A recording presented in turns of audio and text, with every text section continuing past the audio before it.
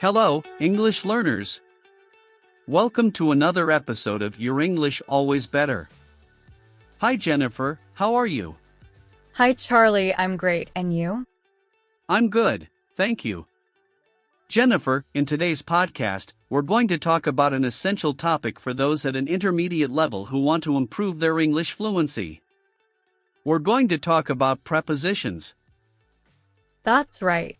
Prepositions are those little words that connect nouns, pronouns, and phrases to other words in a sentence. They indicate relationships of place, time, and movement. And we'll understand how to use them correctly with plenty of practical examples. It's going to be very productive. Keep following along. Shall we start? Sure, Charlie. Let's start with the definitions. So, what are prepositions? Prepositions are words that help us understand the relationship between different elements in a sentence. They can indicate place, time, movement, among other things. Exactly. There are several types of prepositions, but today we'll focus on prepositions of place, time, and movement, which are the most used. If you learn well about them, it will greatly accelerate your English level.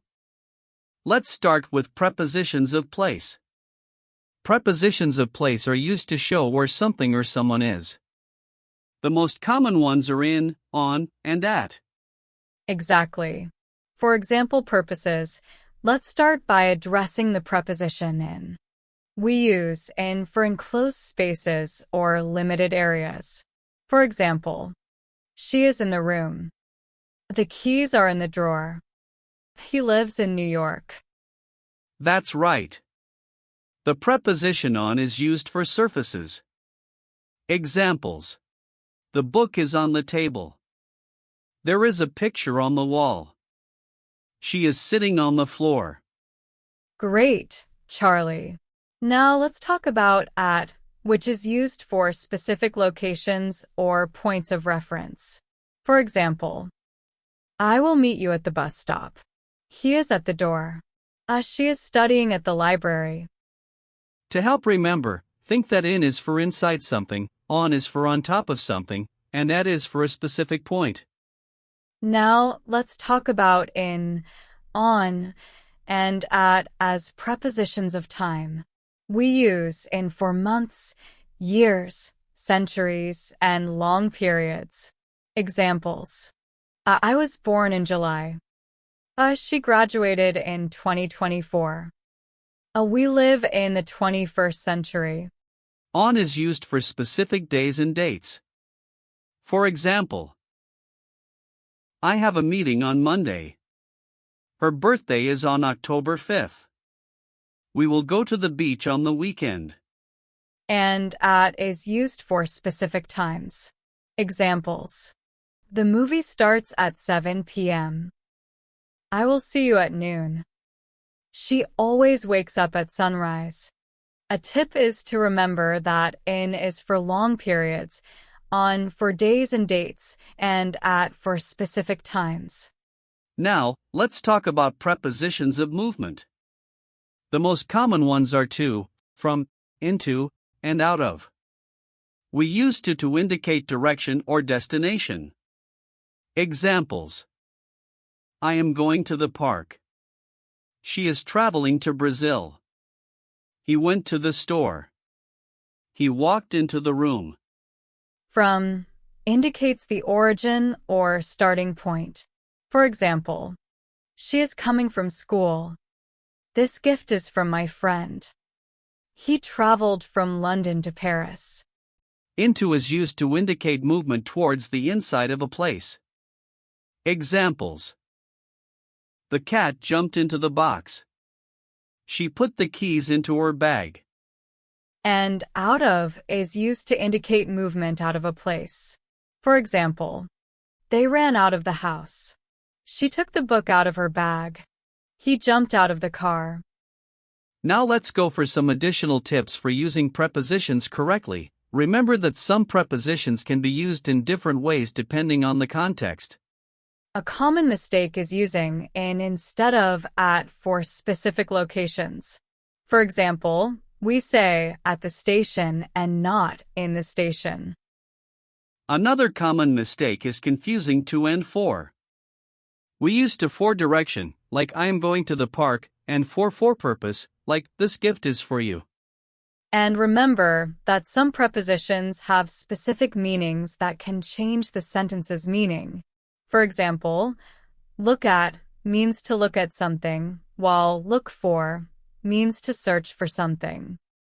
Now listen to this short dialogue between Clara and Bill about the weekend and see and practice how to use prepositions in the best possible way. At the end, we'll show exactly where the prepositions were used to facilitate your understanding. Let's go. Hi, Bill. The weekend is finally here. We've worked so hard these past few days that we deserve a fun-filled weekend. I'm eager to do interesting things, and of course, since you're my great friend, I want to know if you'd like to join me. But first, let me ask, do you have any special plans for the weekend? Hi, Clara. Yes, we've worked a lot at the company. It was indeed a tough week. I love your idea of having a weekend full of activities to have a lot of fun. It's been a while since I did that. I have some ideas. Let's see if you agree. How about we start the weekend by going to the park on Saturday morning? Great idea. I love the park, and to be honest, it's been a while since I went there. It's a great way to start the weekend in nature. Take a walk, and then sit on the grass to enjoy the sun and chat about light topics. It will be amazing. Can we meet at the main gate at 9 a.m.? Perfect. I'm already excited by your description of what we'll do at the park. I had even thought about bringing a book to read a few pages under the sun, but I'd rather chat with you. During the week, we only talk about work, and now we'll chat about anything but the company. I'll be there at 9 a.m. After walking in the park, I was thinking of going to a new cafe that opened on the corner of Main Street. They say the coffee there is great. That sounds wonderful. I've heard about that cafe. They have an amazing selection of cakes and pies. And since it's the weekend, let's allow ourselves to indulge a bit and enjoy some delicious food and drinks. Since it will be close to lunchtime, we can also have something more substantial to keep us energized for the rest of the day. Speaking of which, after the cafe, what do you think about going to the museum? Good idea. I love the museum. They have a new exhibition on modern art. I love modern art, but I don't like going to the museum alone. I prefer to talk about the artworks. Since I know you also like art, it will be amazing to have you around to admire the pieces and discuss them. We can spend a few hours there. Perfect. I also enjoy looking at the artworks and talking about their characteristics. And in the evening, do you have any plans? Actually, I was thinking of staying home and relaxing a bit. But if you have any suggestions, I'm open to ideas. How about watching a movie? We can go to the cinema or watch something at home. I have a few new movies I haven't seen yet. In fact, I think there are at least 5 recent movies I haven't had time to watch. I don't like to let them pile up, so it would be a great plan for tonight. Watching a movie at home sounds great. We can order a pizza and have a movie night. If you're excited, I'll also bring some wine. We don't drink much, so 1 bottle would be perfect to accompany at least 2 movies. What do you think? Deal. Especially since it's chilly, movies, pizza, and wine at home is a perfect plan for Saturday night. And on Sunday, do you have any plans? On Sunday morning, I usually go to the gym, but after that, I'm free. What do you think about going for a hike on the trail near the lake?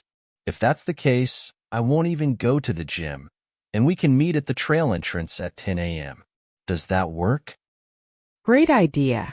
I love hiking on the trail. I feel so connected to nature that it recharges my energy for the next work week. But since we're having a movie, pizza, and wine night at my place on Saturday, why don't you stay over? That way, we can sleep a bit later and head out together for the trail on Sunday morning. Wow, I hadn't thought of that. It really is more practical.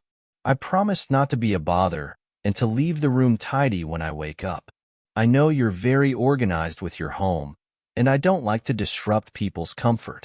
So it's settled that I'll stay at your place on Saturday night. Oh, after the hike on the trail, we can have lunch at a restaurant I know near the lake. They have great seafood options. I love seafood. Just hearing you talk about it makes my mouth water. And since we'll be hungry after the hike, a delicious seafood meal will be perfect. And after lunch, maybe we can visit the craft fair that takes place in the central square. They have amazing things there. That sounds great. I always find something interesting at the craft fair. I can also buy some gifts for my mom, whose birthday is coming up in a few days. And in the afternoon, if we still have energy, we can go to the amusement park. It's been a while since I went there. Amusement park? How fun! We can end the weekend on a high note. I'd love to go. I can't even remember the last time I went to an amusement park. Although there are some rides I don't go on like the roller coaster, there are several others that I really enjoy and have a lot of fun on. Great idea. You're right. Then it's settled. We'll have fun like kids at the amusement park to close out the weekend of adventures and fun in style. Wow, I'm very excited about our plans. Even though we're not so young anymore, doing these activities intensely like we will rejuvenate us a lot. It's been many years since I've had such a well-planned weekend full of activities like the one we're going to have starting tomorrow. I can't wait for our plans to begin. Especially doing all this with you, my great friend. It's going to be an amazing weekend. I'm excited. So to start it all off, see you tomorrow at 9 a.m. at the park. Agreed, Clara. I'm also very excited about all these activities we'll do together starting tomorrow morning. I know I'll be quite tired by the end, but we'll definitely have clear and renewed minds, and we'll be happy to be together. See you tomorrow. Did you identify the prepositions in the conversation between Clara and Bill? To check, among others, the following prepositions were used. Place prepositions. In the park. On the corner of Main Street.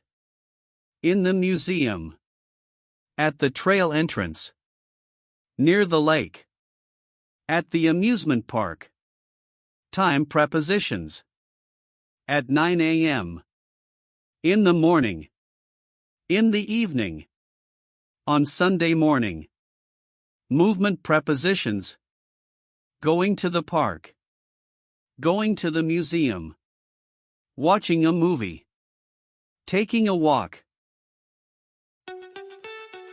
Well, that's it, English learners and practitioners.